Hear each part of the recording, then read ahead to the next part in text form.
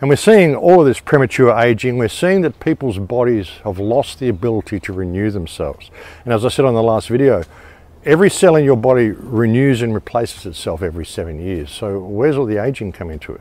The aging comes into it because not only with the food, I mean, they feed us lots of toxins and program us into all this stuff with this crap that they feed us. And there's so many reasons: the water we drink, the food we eat, the electromagnetic frequencies we're subject to. But we're also taught that every time the Earth rotates around the sun, you age a year.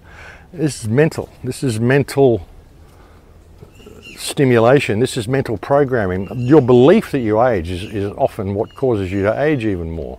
And the mind's an incredible thing, folks. You can program the mind to believe anything you want it to believe with the right stimulation.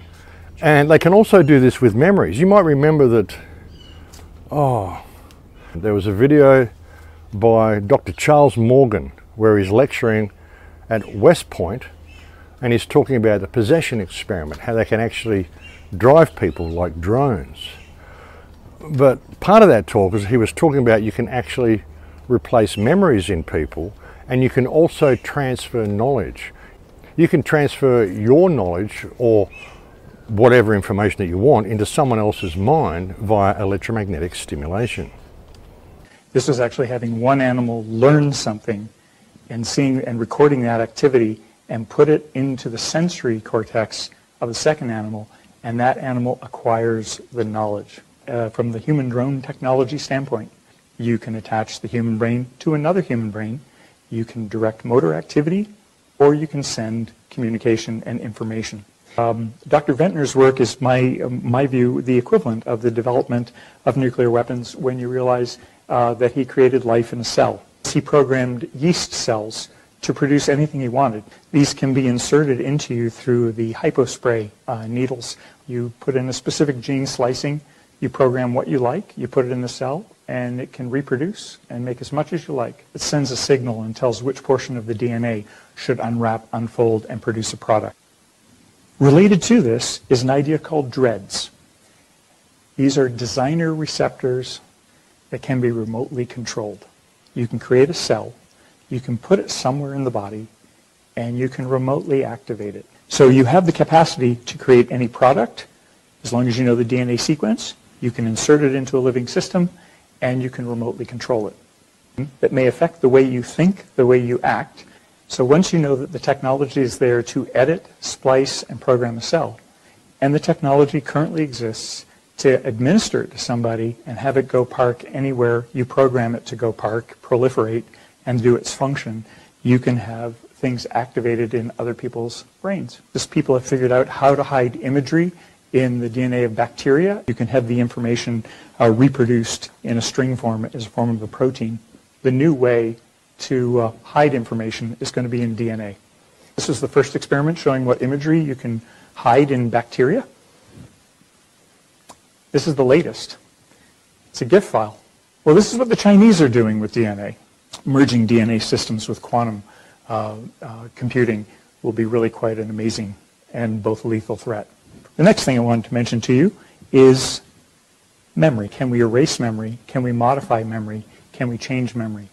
The short answer is yes. Yeah, folks, you can do incredible things with electromagnetics. I actually saw something else, like getting off topic a little bit here. I don't know if anyone's done this. Perhaps you could try it at home and see if you can confirm. But there was a video of 3 people opening a bottle of wine with their cell phones. Again, call it again, call it again. Watch this. So no one touched the bottle. Oh my God, take it away. Are they all calling, yeah? Now watch, focus on it. It should happen. Look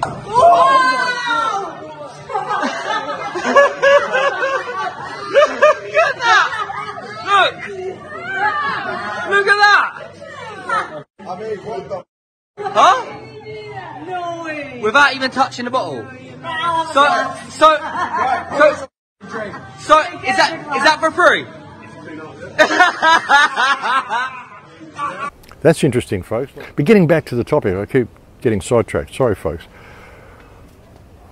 With Dr. Buttar and what he was saying about this release of these pathogens and release of these payloads, he was something he was going to say that he found a way to prevent this happening or to protect yourself from this happening.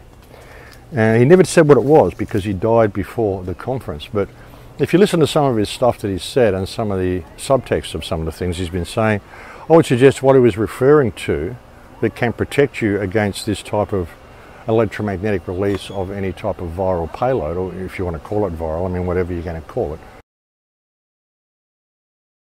If a way of preventing that is through nicotine. That would be very interesting if that's what it is. And that would explain why they've done so much work to outlaw and vilify this medicine. Yeah, their tobacco in South America, folks, they roll it up into these big rolls, like they call it a masso. And these massos, these are like as big as my forearm, each one of these things. They're like a giant cigar. And they chop it off into sections and they make stuff like rapé out of it. Rapé, that's what it is. And it's a special tobacco snuff, nicotine snuff. I use this all the time. I use rapé every day. And it was the only thing that I took with me from the jungle. With all the medicines that they had there, and all the medicines you can get in these South American places, such as ayahuasca and San Pedro and peyote and all sorts of stuff like this. I mean, I did ayahuasca a few times, but I stopped drinking those sorts of things and I stopped partaking in those sort of medicines probably like 10 years ago now. And the only thing that I kept with me and took with me from the jungle was rapé. And rapé is, it doesn't get you out of it or anything. It doesn't send you on any journey or anything like that. It's actually quite uncomfortable to partake in. It burns the shit out of your nostrils and rah. But something told me I should keep using rapé. And when I look at the electromagnetic attack that I suffered in the beginning of 2020, just before all this started, just after the Australian fires, I suffered a severe electromagnetic attack. I was supposed to think I was the son of God or something, like, you know, this is what they do to people. This would be what they did to David Shayler, what they've done to a bunch of people. Suddenly people have these Jesus epiphanies and think they're the second coming. And that's what they wanted to do to me, but it didn't work. And I was back to normal within 10 days. I was pretty discombobulated for a while, but I was back to normal in 10 days. I think what got me through that was the rapé. And even now, like I said, I do rapé every day, and I think there's something in me that instinctually knows that this stuff will protect. Like I said, it's an uncomfortable process. It doesn't get you out of it or anything like that. I mean, it doesn't get you stoned, doesn't get, you know, it's just an uncomfortable thing. And then you blow black shit out of your nose, and people go, well, why do you do that? And I don't know, I just feel that I need to. And I wonder about all these traditions, where do they come from? See, I've often looked at all this and I've thought, they've done this before, none of this is new, none of the technology we're using is new, none of the cell phones are new, none of this technology. And then when I look at this claim or this suggestion by Rashid Buttar that nicotine, tobacco may protect you from this electromagnetic attack that they have planned, well, it really makes me think. It really makes me think about what's going on here and why these traditions exist.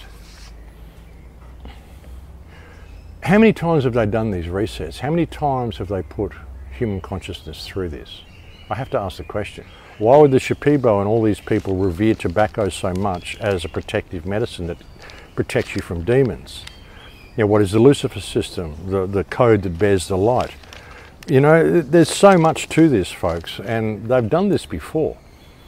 And I think all of these traditions exist to let us know. And I think a lot of what we're hearing here is actually the way through it. I mean, this would be why they've taken the sacred medicine that is tobacco and brought it into the West and added over 1,000 carcinogens to it and turned it into a toxic substance that gives you cancer and told you should stay away from it.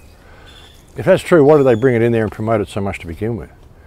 They wanted you to be aware of it. They wanted you to be aware that tobacco exists. And then they said, oh God, we've found out that it's a toxic poison. Nothing to do with the over 1,000 chemicals that we add to it. Oh, no, nothing to do with that. It's just the tobacco itself. It's a terrible, deadly stuff. And we want smoke-free zones everywhere. They don't want smoke anywhere. Smoke-free zone. Where do you see that? Smoke-free zone, smoke-free zone. Everywhere, smoke-free zone.